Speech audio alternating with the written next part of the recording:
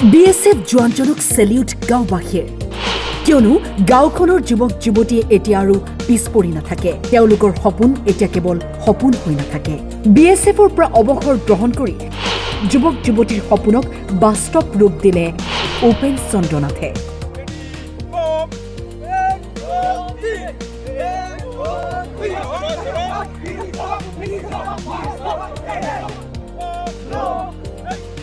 দেশমাতৃক 25 বছৰ সেৱা কৰি সীমান্ত সুৰক্ষা বাহিনীৰ পৰা অৱসৰ গ্ৰহণ কৰা কোকৰাঝাৰ জিলাৰ ভুটিয়াপাৰাৰ এইজন উপেন চন্দ্ৰনাথ যিয়ে দাঙি ধৰিছে এক অনন্য নিদৰ্শন স্বাধীনতাৰ ৭৮ বছৰ পিছত গাঁওখনৰ পৰা অসম আৰক্ষীত নিযুক্তি লাভ কৰিছে কবিতা নাথে তাতোকৈ ভাল খবৰটো এয়াই যে গাঁওখনৰ পৰা আহিবলগীয়া সময়ত বহু যুৱক যুৱতী আৰক্ষী সামৰিক বাহিনী অৰ্ধসামৰিক বাহিনী অগ্নিবীৰ টেৰিটৰিয়েল আৰ্মি বা আন নিৰাপত্তাৰক্ষী বাহিনীত নিযুক্তি লাভ কৰিব পাৰে তাৰ বাবে সহায়ক হোৱাকৈ ভুটিয়াপাৰাত এক বিশেষ একাডেমি প্ৰতিষ্ঠা কৰি অঞ্চলটোৰ যুৱক যুৱতীৰ সপোনক বাস্তৱ ৰূপ দিছে আৰু এয়া হৈছে সম্পূৰ্ণ বিনামূলীয়া প্ৰশিক্ষণ মই 2023 চনৰ পৰাই ইয়াতে ফিজিকেল আৰু ৰিজনৰ কাৰণে প্ৰশিক্ষণ লৈ আছো আমাৰ গাঁৱৰ অৱসৰপ্ৰাপ্ত BSF জোৱান উপেন চন্দ্ৰ নাথ ছাৰে আমাক প্ৰশিক্ষণ দিছে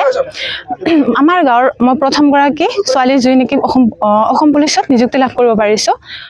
ইমান গোটেইখিনি স্বচ্ছ আৰু নিকাভাৱে কৰাৰ কাৰণে আমাৰ মুখ্যমন্ত্ৰী ডক্টৰ হিমন্ত বিশ্ব শৰ্মা ছাৰক মই বহুত বহুত ধন্যবাদ জনাইছো উল্লেখ্য যে 2022 চনত সীমান্ত সুৰক্ষা বাহিনী অৰ্থাৎ BSFৰ পৰা অৱসৰ গ্ৰহণ কৰিছিল উপেন চন্দ্ৰনাথে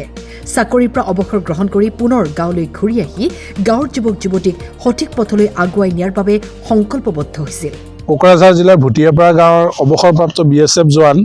উপেন চন্দ্ৰ নাথ ডাঙৰীয়াই আজি উপেন চন্দ্ৰ নাথ ডাঙৰীয়াৰ নেতৃত্বত প্ৰশিক্ষণ গ্ৰহণ কৰি শাৰীৰিক আৰু লিখিত পৰীক্ষাৰ অসম পুলিচত এগৰাকী ভুটিয়াপাৰা অঞ্চলৰ প্ৰথম যুৱতী হিচাপে অসম পুলিচত নিযুক্তি লাভ কৰিছে উপেন চন্দ্ৰ নাথৰ যি ভুটিয়াপাৰা ফিজিকেল একাডেমি এই একাডেমিখনে যে আহি থকা দিনবোৰত এই অঞ্চলৰ যুৱক যুৱতীসকলক যে এটা সঠিক ৰাস্তাৰে লৈ যাব তাৰো উদাহৰণ আমি পাইছোঁ ইতিমধ্যে SSCটো ৮-৯ জন ল'ৰা ছোৱালী তেওঁলোকে চিলেকশ্যন হৈছে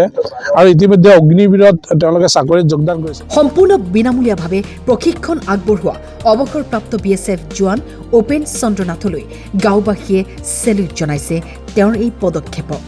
মোৰ নাম উপেন চন্দ্ৰ নাথ মই ভুটিয়াপাৰা নিবাসী আৰু অৱসৰপ্ৰাপ্ত একজন BSFৰ জোৱান মই 2023ত যেতিয়া অৱসৰ লৈ অহাৰ পিছত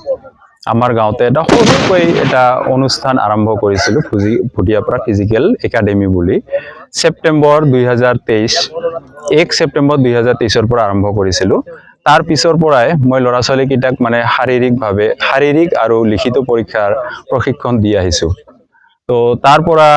আজি মই ইহঁতক দি আহি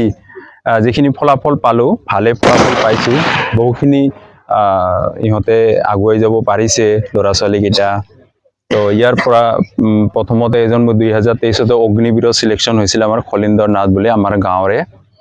তাৰ পিছৰ বছৰত যদিও অকণ মানে কাট অফ হাই যোৱাৰ কাৰণে মই চিলেকশ্যন হ'ব পৰা নাছিলে ল'ৰা ছোৱালীকেইটা 3জন হৈছিলে কিন্তু এই বছৰত মানে বেছিকৈ চিলেকশ্যন হ'বলৈ সক্ষম হৈছে তো 3জন ল'ৰা আমাৰ এতিয়া মেডিকেল ফিজিকেল কমপ্লিট কৰিছে ফাইনেল চিলেকশ্যনৰ কাৰণে ৰখি আছে SSCৰ আৰু অগ্নিবীৰৰ কাৰণে 5জন ল'ৰা মানে লিখিত পৰীক্ষাত উত্তীৰ্ণ হৈছে আৰু এতিয়া শাৰীৰিক পৰীক্ষাৰ কাৰণে 10 ফেব্ৰুৱাৰীত মাতিছে এডমিট কাৰ্ড আহিছে আৰু যাব ইহঁতে এতিয়া মানে শাৰীৰিক চৰ্চা কৰি আছে আৰু আমাৰ এই গ্ৰুপৰে আমাৰ এই গাঁৱৰে এজন TA